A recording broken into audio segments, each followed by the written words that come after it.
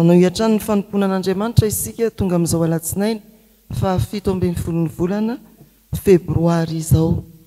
Ny salamo fa 470 manomboka eo amin'ny 9:1 hatramin'ny 5:10 no teny fiantsoana sy fiderana iarahantsika. Salamo fa 470 ny 9:1 hatramin'ny farany. Mitsangana hideran'ny tompo isika. Hoy ny mpanao salamo amin'ny anaran'i Jesoa: afao ka vonjeo amin'ny tanan'ny hafa firenena, izay miteny zava-poana amin'ny vavany, ary ny tanany ankavanana dia tanana ankavanana mamitaka, mba ho tahaka ny zava-maniry maroroka ny zanak'ailà, ary ho tahaka ny vato fehizoro voasoratra tsara toy ny fomba ny lampanandriana ny zanak'aivavy. Ho feno ny trano fitehirizanay, ka izy vokatra betsaka samihafa karazana, hiteraka arivoarivo sy alinalina ny ondrina any antsahanay. Ahazaka be ny ombinay, ary tsisy horava na ho lasa kobabo, sady tsy fisy fitarainana ny dalambenay. Sambatra ny firenena izay tahaka izany, eny sambatra ny firenena izay manana ny Jehovah ho Andriamanitra. Amen. Hivavaka isika. Ry Andriamanitra rainay sady tomponay io, isaoranay ianao fa mbola mahatanteraka ny fahavelomanay. Namoanay maraina ianao dia nampandeha ny tongotray, ny tari-dalananay ho tonga soa eto an-tranonao indray amin'ity maraina ity. Manatona anao izahay, manome voninahitra sy manaja anao, misaotra sy mankasitraka anao, mankalaza anao. Ianao ilay mpanjaka anay, miahanay amin'ny lafiny rehetra, miaro anay, manodidina no mbola isaoranay ankehitriny. Tompo, aoka ny fonay ho feno fiobiana ny amin'ny famonjena vitanao tao amin'i Jesoa Kristy, ilay nandatsaka ny rano ho fanadiovana anay amin'ny tsy fahamarinana rehetra. Dia olona voavela heriko izahay mifanatrika aminao eto, ary ahita ny famirapiratany voninahitrao. Eny andraindray ny herin'ny fanahinao masina, ampahatoky anay ny soratra masina mitondra famonjena ho anay sy ny firenenay. Mitenena ry Tompo fa miaino izahay mpanomponao amin'ny anaran'i Jesoa. Amen. Deutéronomie 20:20 ny 9 hatramin'ny 10. Deutéronomie 20:20 9 hatramin'ny 10. Toy izao ny vaky ny teny amin'ny anaran'i Jesoa: raha mihaino tsara ny feon'i Jehovah Andriamanitrao ianao ka mitandrina anaraka ny didiny rehetra izay andidiko anao anio, dia sandritry Jehovah Andriamanitrao ho ambony ny firenena rehetra amin'ny tany ianao, ary ho tonga aminao sy ho azonao izao fitahiana rehetra izao, raha mihaino ny feon'i Jehovah Andriamanitrao ianao. Ho tahina ianao ao an-tanàna, ary ho tahina ianao any an-tsaha. Ho tahina ny ateraky ny kibonao sy ny vokatry ny taninao, ary ny ateraky ny biby fiompinao, dia ny ateraky ny ombinao sy ny ateraky ny ondry amanosinao. Ho tahina ny haronao sy ny vilia fanaova-mofonao. Ho tahina ianao raha miditra, ary ho tahina ianao raha mivoaka. Atolo Jehovah ho resy eo anoloanao ny fahavalonao, izay mitsangana hiady aminao, ka lalana iray ihany no ivoany anatonanao, fa lalana fito kosa no andosirany hialy eo anoloanao. Handidy ny fitahiana ho aminao Jehovah amin'ny fitoeram-barinao sy izay rehetra ataon'ny tananao, ka hitahanao izy any amin'ny tany izay omeny Jehovah Andriamanitrao anao. Anandratra anao ho firenena masina ho azy Jehovah, arak'izay niany any taminao, raha mitandrina ny didin'i Jehovah Andriamanitrao ianao ka mandeha amin'ny lalany. Dia ho hitan'ny firenena rehetra ambonin'ny tany fa ny anaran'i Jehovah no antsoina aminao, dia atahotra anao izy. Amen. Ray masinao, manamasina anay amin'ny fahamarinana, ny teninao no fahamarinana. Amen. Ny fanahin'Andriamanitra ry havana mbola ho amintsika hatrany, ampitombo sy ampiorina antsika amin'ny finoana ary ampahatoky antsika ny famonjena. Manoloana antsika teny mahabe fanantenana, ary teny mety hoe ifikiran'ny olona maro satria mampanantena zavatsoa ho an'ny fiainany. Ny fototra izao perikopa izao raha azoina dia ny andininy voalohany. Deutéronomie 7:20 mba ho vakianareo amin'ny anaran'ny Tompo ry havana manao hoe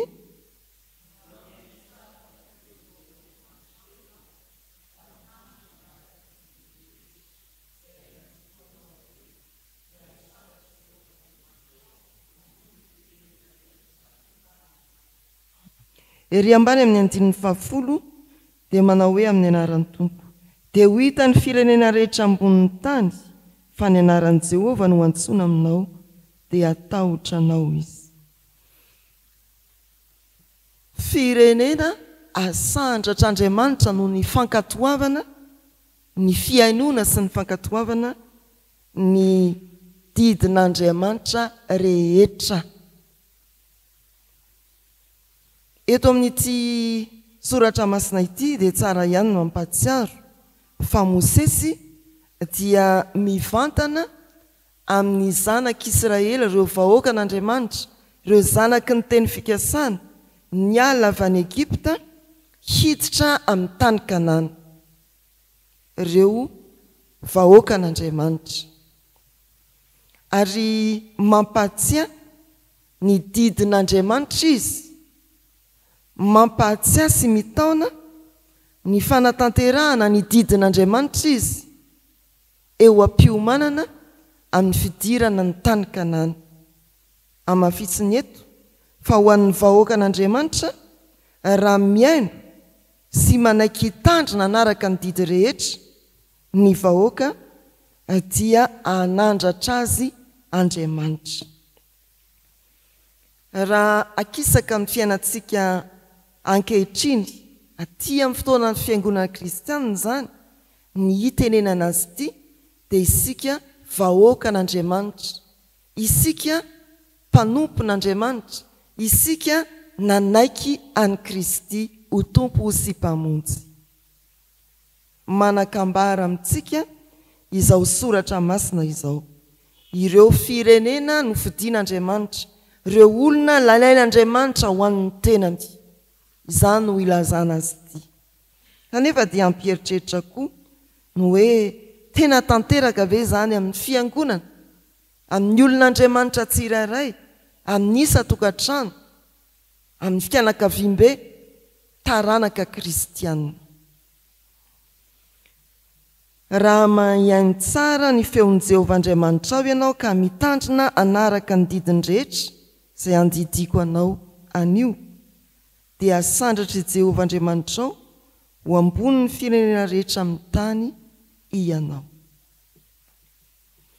Reto ry havana ny ohatra ara-baiboly izay ahitana ny fahamarinan'izany teo amin'ny tantaram-pamonjena. Ho an'i Davida mpitondra fanjakana, ao amin'ny tantara voalohany 2:7 milaza ny fahombiazany, ny fandresen'i Davida, ny alehibeny ny seza fiandrianan'i Davida. Ny amin'ny Solomona ao amin'ny mpanjaka faharoa, tantara faharoa 7:9-9 no ny fandrenesany mpanjakan'i Seba ny fahendren'i Solomona sy ny fahombiazany teo amin'ny fanjakana, dia tonga mihitsy izany mpanjaka izany hijery fotony ary vakivava hoe raha ny mbola nireny tamin'ny sofiko, reko tamin'ny sofiko, dia atsasaka izay hitany masoko ihany. Izany hoe efa nalaza naneran-tany ny herin'ny fanjakan'i Solomona, fa raha ny filazana ata amin'izay hitany maso dia very sasaka. Raha lazaina zany hoe manana vola ray tapitrisa ilay fanjakana, rehefa natomorony ity mpanjaka vavy tonga namangy an'i Solomona ity, ay tsy ray tapitrisa fotsiny fa roa tapitrisa fanana ny fanjakan'i Solomona. Zany ry havana ilay fahombiazana teo amin'ny firenena no fidian'Andriamanitra, ambany fitantanan'i Davida teo amin'ny fitondran'i Solomona. Fa mbola misy koa zany hoe Josia mpanjaka. Miavaka ity tantara ity, ao amin'ny mpanjaka faharoa 2:20 sy ny 7:20 mitantara ny fanjakany Josia dia izao ny zavatra nitranga. Very ny fiara ny fanekena, very ny oronom-boky, misy ny tenin'Andriamanitra, misy ny soratra masina. Ary tamin'ny andron'ny Josia dia hita izany, 10 minitra ho malo. Tamin'ny andron'ny Josia dia hita izany. Rehefa hita ny oronom-boky mirakitra ny soratra masina, izay tsy novakiana ny taonany maro satria very raha teo. Dia hoy Josia, ndana manatona ny mpitondra fivavahana ka nytanio ny sitrapon'Andriamanitra ny amin'izao oronom-boky izao. Dia nanatona ny iraka ary nambara hoe izao no izy. Josia mpanjaka rehefa manatona ny sitrapon'Andriamanitra dia hoendahako eo amin'ny vahoakany, fa ny vahoakany kosa no ny fahatezerako dia ho ampahoriako ihany. Izany hoe ilay nanaraka ny sitrapon'Andriamanitra dia nendahan'Andriamanitra teo amin'ny tany velona mba hiditra ny fiadanana, fa ireo vahoaka nentiny kosa dia mbola nianjerany ny fahatezeran'Andriamanitra. Ny mahagaga ao anatin'ny toko 720 ao amin'io mpanjaka faharoa io dia ahitana tantara hoe nataony Josia anterisetra ny fandravana ny tompo-tsampy rehetra, tsy nasiany tavela mihitsy teny atendrombohitra. Misy izany hoe anizy tsy taolapatitsy, izany ilay tantara ao, anizy tsy taolapatitsy, esory eo io. Tena nasiaka ty Josia ty tamin'ny fanarahana ny sitrapon'Andriamanitra, fanendahana ny fireneny tamin'ny sampy. Ao amin'ny soratra masina misy ny teny hoe dia mba nanaiky hanaraka ny Josia koa ny vahoaka. Mba nanaiky izany hoe tsy tamin'ny fony. Mety ho tantara ny firenentsika koa izany tamin'ny fotoan'andro ny ranavalina faharoa, nisy ny atao hoe repikondry, satria didim-panjakana ny hoe fivavahana kristiana eto Madagasikara, dia mba nanaiky ny vahoaka. Ndrohatra natao batisa, ndrohatra nanao mpandray fanasan'ny tompo. Repikondry. Ry havana malala rehetra ao amin'ny tompo, ireo no ohatra ara-baiboly izay azontsika tsoahana. Mbola misy koa izany tamin'ny andron'ny Jona ny tany Ninive, rehefa notoriana fa horavana Ninive no ny fahotany, dia nibebaka notarian'ny mpanjaka ny mpon'ny Ninive tsy noravaina indray. Ao amin'ny bokin'ny mpitsara, rehefa manaraka ny sitrapon'Andriamanitra ny vahoaka dia mandresy anady ny firenena. Rehefa miverina manota indray ny vahoaka dia mitsororoka ny fiainam-pirenena. Izany ry havana ny fahamarinana ny soratra masina ary miainga amin'izao Deutéronomie toko 7:20 andininy voalohan'izao. Ay raha tsy miaino ary manaiky hitandrina ny didin'Andriamanitra rehetra, ny vahoaka an'Andriamanitra dia mikorosifahana ny fiainany.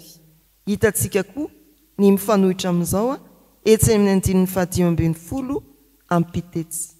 Tena mahagaga fa raha mijery sika 7:20 dia ho ampitatsy lavitra eo. 5:15 manao hoe fa raha tsy mihaino ny feon'i Jehovahandriamanitra ao kosa ianao ka tsy mitandrina sy hanaraka ny didiny rehetra sy ny lalàna izay andidiko anao anio, dia ho tonga aminao sy ahatratranao izao fanozonana rehetra izao. Jerenareo ny endriky ny Baiboly. Eo ankilany eo ny amin'ny fitaomana hitandrina sy ny voka ny fitahiana, eo ankilany eo ankavanana dia ny fampitandremana raha tsy manaraka sy mitandrina ozona. Amperitreritra izany ry havana. Tsy ataon'Andriamanitra lavitry ny masontsika akory ny hoe raha manaraka ianao dia ireto, ary eto anilany eto kosa raha tsy manaraka. Ry havana malala rehetra ao amin'ny tompo, izay ny fahamarinana ny soratra masina. Aiza ho aiza amin'izany ny fahamarinana ity andiny soratra masina ity eo amin'ny fiainanao manokana, eo amin'ny fiainan'ny ankonana misy anao, eo amin'ny fiainan'ny fiarahamonina, eo amin'ny fiainan'ny firenena, eo amin'ny fiainan'izao tontolo izao. Dia isika ry havana hijeriny hoe ahoana ary ny atao mba hahazahoana ny fahatanteran'izao soratra masina eo amin'ny Deutéronomie 7:20 izao. Araka izany izay tadiavin'Andriamanitra sady efa nikatsahany teo amin'ny vahoaka ny vidiny dia niverenana amin'Andriamanitra, niverena ny mpitondra amin'Andriamanitra, niverena ny vahoaka amin'Andriamanitra. Tsy hoe modomody mivavaka, modomody mibebaka, fa tena mivavaka ary tena mibebaka. Andriamanitra tsy mitady fiangonana iorona etseroa, fa araka ny Jaona 4:4, Andriamanitra dia mitady mpivavaka ary mpivavaka amin'ny fanasin'ny fahamarinana. Dia manamarina ihany ny fiampangana ataon'ny olona manenjika ny fiangonana hoe raha ny fisian'ny fiangonana etseroa no nampandroso an'i Madagasikara dia efa nandroso Madagasikara.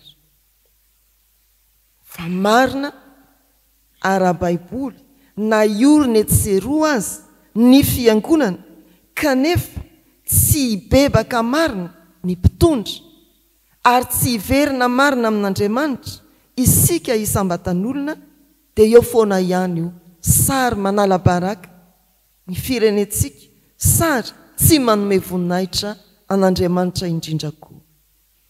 Izay atao dia ny manaiky hibebaka amin'ny fahatanterahantsika ny didin'Andriamanitra rehetra tsy misy tavela, hibebaka marina manomboka amin'ny mpitondra sy amintsika vahoaka. Ny faharoa dia ny fanaovana safidy andeha araka ny sitrapon'Andriamanitra, ary io dia mitodika eny Antsimba Zaza ny mason'izao tontolo izao. Ny lalàna rehetra hisy eto amin'ny tany sy ny firenena dia tokony ho saintsain'ny mpanao lalàna mba hifanitsy amin'ny sitrapon'Andriamanitra. Izany veno izy ryavana. Voatsely sika mandreny hoe izao ny tapaka teny dia teboka manontany manodidina ny lohantsika indrindra isika kristiana fa iza loatra, fa nahoana loatra. Indraindray koa moa isika kristiana dia manao hoe alao le hoany zany ndao tsika hivavaka ato ihany.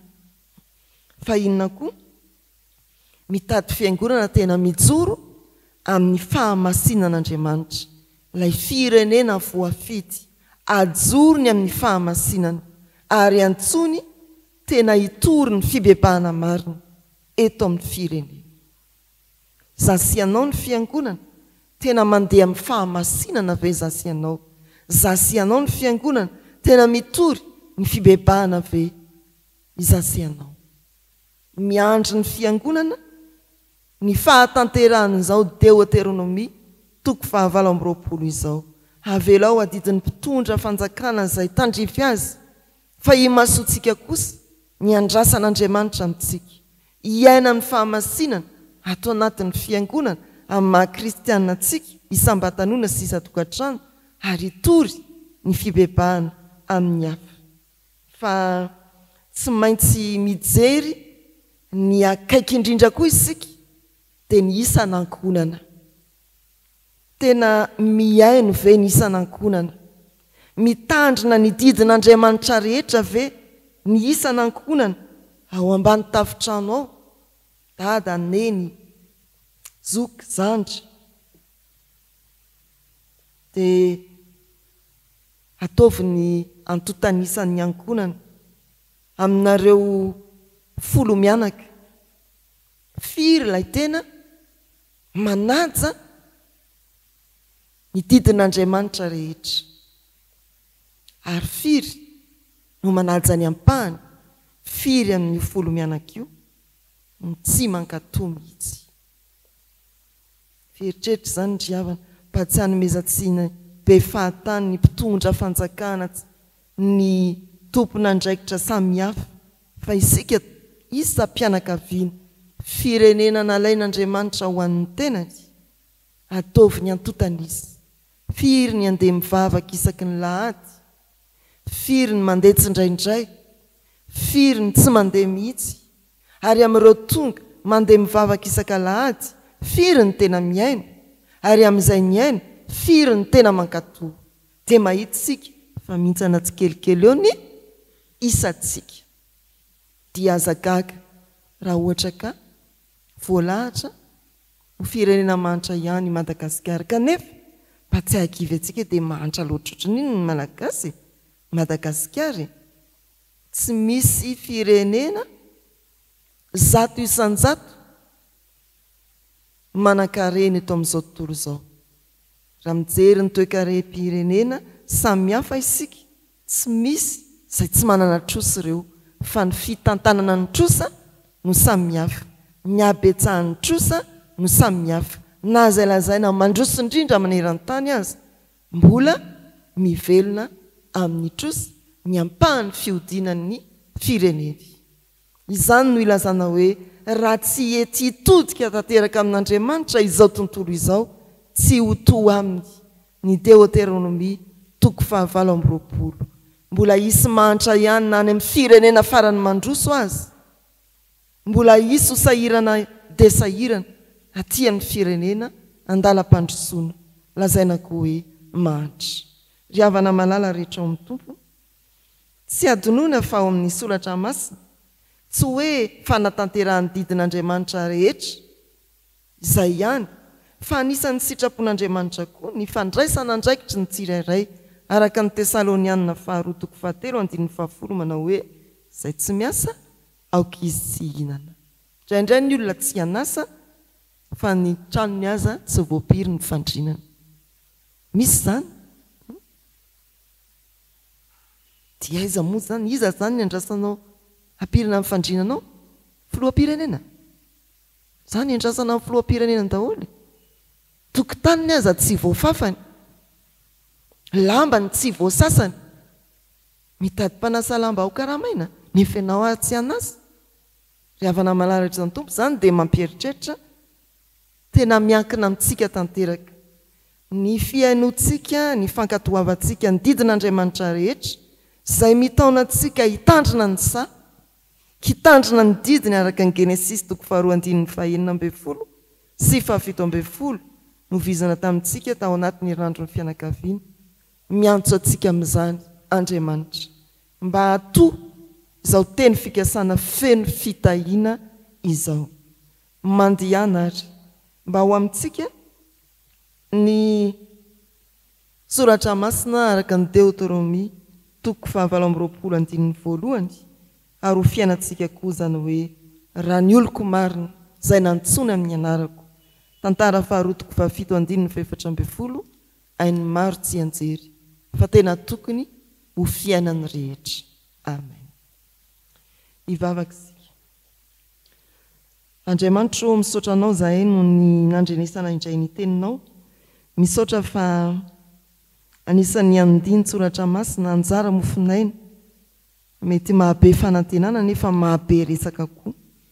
Izao soratra masina nomena ho anay izao dia anginy izay anonona vavaka ho fankatoavana ny teninao ary ho fangatana ny hatanterahany ny teninao aminay.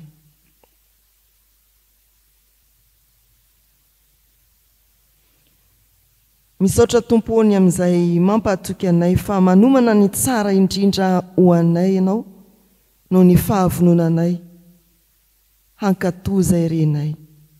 Amin'ny anaran'i Jesosy ilay nampianatra anay hivavaka hoe Rainay izay ny an-danitra, ho amasinina ane ny anaranao, ho tonga ane ny fanjakanao, atao ane ny sitraponao ety an-tany tahaka ny an-danitra.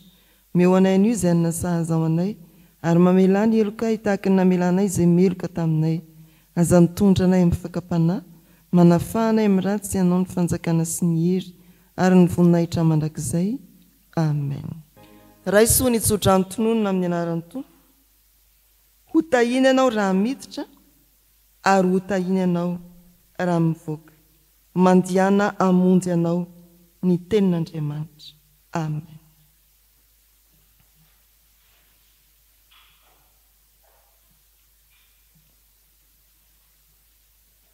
Ho an'Andriamanitra ireriana eny ny voninahitra, amin'ny anaran'ny Ray sy ny Zanaka ary ny fanahy masina. Amen.